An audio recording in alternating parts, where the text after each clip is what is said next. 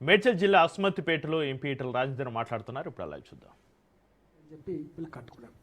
వాళ్ళు చెప్తున్న మాట ప్రకారంగా ఒకవేళ గవర్నమెంట్ కనుక సోయి ఉంటే, వాళ్ళు మనుషులే అయితే, చదువుకున్న వాళ్ళే అయితే, మానవత్వం ఉంటే, వాళ్ళకు కూడా ఒక భార్యనో పిల్లలో ఉన్నట్టుగా భావిస్తే ఆనాడే ఈ భూములు ఎవడైతే లేఅవుట్ చేస్తున్నాడో, ఈ భూములు ఎవడైతే అమ్ముతున్నాడో, ఇవి మీరు అమ్మద్దని చెప్పి వాళ్ళని నివారించాల్సిన అక్కర ఉండే. వాళ్ళను అవసరమైతే ఇవాళ ఎట్లయితే కూలగొడతా అని చెప్పి ముందుకొచ్చినావు బిడ్డ, ఆనాడే వాళ్ళ ఇంటికి పోయి నువ్వు అరెస్ట్ చేసి బిడ్డ ఇది నువ్వు అమ్ముతున్నావు, రేపు బలైనంతా కూడా పేదవాళ్ళు బలవుతున్నారు, ఉన్నవాళ్ళు కాదని చెప్పి నువ్వు చెప్పాల్సి ఉండే. ఇవాళ నోటరీ రూపంలో 120 రూపాయలు కొనుక్కున్న వాళ్ళు ఉన్నారు. వీళ్ళు రిజిస్ట్రేషన్ చేసుకున్న వాళ్ళు కొంతమంది ఉన్నారు, పర్మిషన్ తెచ్చుకున్న వాళ్ళు కొంతమంది ఉన్నారు. ఇవాళ ఇల్లు ట్యాక్స్ కట్టే వాళ్ళు కూడా ఒక్కొక్కరున్నారు.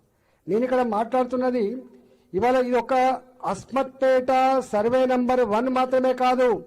హైదరాబాద్ నగరంలో నువ్వు గట్ల కూలగొట్టాలనుకుంటే ఇవాళ ఏ ఒక్క బస్తీ కూడా మిగలదు, ఏ ఒక్క బస్తీ కూడా మిగలదు.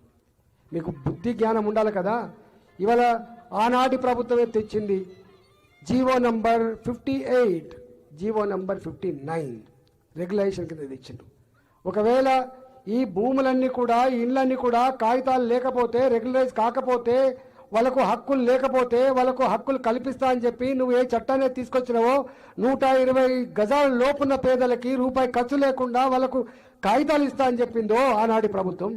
వాళ్ళు ప్రభుత్వమే కదా, వాడు ప్రభుత్వమే కదా. మేము ప్రభుత్వాలు మారచ్చు, ముఖ్యమంత్రులు మారచ్చు, కలెక్టర్లు మారచ్చు, కమిషనర్లు మారచ్చు, పోలీస్ డీజీపీలు మారచ్చు, కానీ సమస్య మాత్రం గదే, సమస్య మాత్రం గదే, సమస్య మాత్రం గదే. ఇవాళ ఏ ఎంఆర్ఓ, ఇవాళ ఏ కలెక్టర్ అయితే దీన్ని కూలగొట్టడానికి ఆదేశాలు ఇచ్చిండో, ఆనాటి కలెక్టర్ ఏం చేసిండు, ఆనాటి ఎంఆర్ఓ ఏం చేసిండని చెప్పి ఈ నోరు లేని మహిళలు అడిగితే నీ జ్ఞానం, నీ తలకాయ ఎక్కడ పెట్టుకుంటావు అని చెప్పి నేను అడుగుతున్నా. మీరు ఎక్కడ తలకాయ పెట్టుకుంటారు? నేను అంటున్నా, ఎందుకు ఇలా మొత్తం హైదరాబాద్లో 30 ఏళ్ల క్రితం, 40 ఏళ్ల క్రితం నేను పక్షులకు తిరిగిన ఇక్కడ ఎంపీ అయినప్పటి నుంచి ఎక్కడ కంటి మీద కొనుక్కుని 2 ఏళ్ళు అవుతుంది ఎంపీ అయ్యి.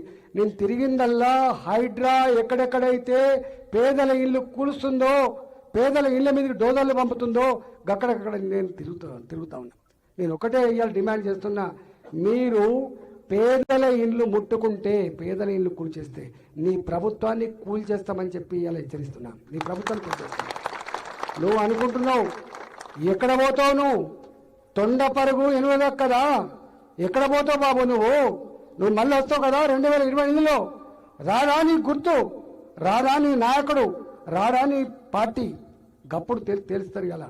ఇవాళ నువ్వు నీ చేతిలో అధికారం ఉందని 100 మంది పోలీసులను పెడుతుండొచ్చు కాక, నీ చేతిలో అధికారం ఉందని కరెంటు కట్ చేస్తుండొచ్చు కాక, నీ చేతిలో అధికారం ఉందని చెప్పి నీళ్ళ లైన్లు కట్ చేస్తుండొచ్చు కాక, నీకు మానవత్వం లేకుండా. కానీ ఇవన్నీ కూడా ఉత్తగా పోవు. నువ్వు అనుకుంటున్నావు ఇది ఒక అస్మత్పేట అనుకుంటున్నావు. హైదరాబాద్ నగరంలో ఉన్న బస్తీవాస్ అంతా కూడా నా అస్మత్పేట పేదవాళ్లకు అండగా ఉంటున్న విషయం మీరు మర్చిపోకండి. ఇవాళ ఈ అస్మత్పేటలో ఉండే హైదరాబాద్ నగరంలో బస్తీలో నివసించే వాళ్ళంతా కూడా తెలంగాణ పల్లెల్లో ఉపాధి లేకపోతే కన్న తల్లిని అక్కడే వదిలిపెట్టి కన్న బిడ్డలు వేసుకొని పొట్ట కూటి కోసం వచ్చిన వీళ్ళంతా కూడా, వీళ్ళు బతకచ్చిన వీళ్ళంతా కూడా ఆ కన్నగడ్డ అన్నం పెట్టి ఉంటే, ఆ కన్నగడ్డ ఉపాధి కల్పించి ఉంటే వీళ్ళు ఇక్కడికి వచ్చిన కాదు. ఇలా ఏ మనిషి కూడా మంచిగా బతకాలని కోరుకుంటాడు, మంచి ఇల్లు కావాలని కోరుకుంటాడు, మంచిగా చదివించాలని కోరుకుంటాడు, మంచి జీవనం ఉండాలని కోరుకుంటాడు తప్ప మురికి బతుకులు అని చెప్పి ఎవరు కోరుకోరు. ఇవాళ 60 గజాలు 50 గజాల ఇళ్ల జాగాల కోసం వీళ్ళు ఆలోచిస్తున్నంటే వీళ్ళు పెద్దవాళ్ళ, వీళ్ళు పేదవాళ్ళ, మీకు జ్ఞానం ఉందా అని చెప్పి అడుగుతున్నాం. ఒకవేళ నిజంగానే కనుక ఇది ప్రభుత్వ భూమి, ఒక పని చేయి, ఎవరెవరైతే ఈ భూములు అమ్మిందో సీక్రెట్గా ఎంక్వైరీ చేయి. నీ ఇంటెలిజెన్స్ ఎక్కడ పోయింది, నీ పోలీసులు ఎక్కడ పోయినరు? ఇవాళ వాళ్ళు చెప్తున్నారు మా పేర్లు చెప్పొద్దు అంటున్నారు. వాళ్ళకు చెప్పే ధైర్యం వల్ల లేకపోవచ్చు. కానీ నీ డిపార్ట్మెంట్ ఇన్వెస్టిగేట్ చేసి ఈ సర్వే నెంబర్ 1 ఇది కనుక ఆర్కియాలజీ ల్యాండ్ అని కనుక నువ్వు ప్రూవ్ చేసిన తర్వాత ఈ భూమిని ఎవడమ్మిండో వాడిని పట్టుకో. నువ్వు ఎవరెవరైతే ఇల్లు కట్టిండ్రో ఆ ఇళ్లకు బాజాప్తా ఇవాళ మనం చూస్తున్నాం. ప్రభుత్వమే ఇల్లు కట్టిస్తుంది కదా, ఆ ప్రభుత్వం ఎట్లయితే ఇందిరమ్మ ఇల్లు కట్టిందని చెప్పి చెప్తున్నావో గదే పద్ధతిలో ఎవరైతే కట్టుకొని ఉన్నారో వాళ్ళు కొన్ని గవర్నమెంట్ కింద వాళ్ళకు శాశ్వతంగా సర్టిఫికెట్ ఇచ్చే ప్రయత్నం చేయి, శాశ్వత సర్టిఫికెట్ ఇచ్చే ప్రయత్నం చేయి. ఆనాడు ప్రభుత్వం తెచ్చింది, నువ్వు ఒప్పుకుంటావా ఒప్పుకోవా పక్కకు పెట్టు. వాళ్ళేమో ఆనాడు రెవెన్యూ చట్టం కూడా తెచ్చిండ్రు, ఇవాళ భూభారత్ అంటున్నారు. ఇవాళ భూభారత్ చట్టాలు పేర్లు వేరు కావచ్చు, స్కీముల పేర్లు వేరు కావచ్చు.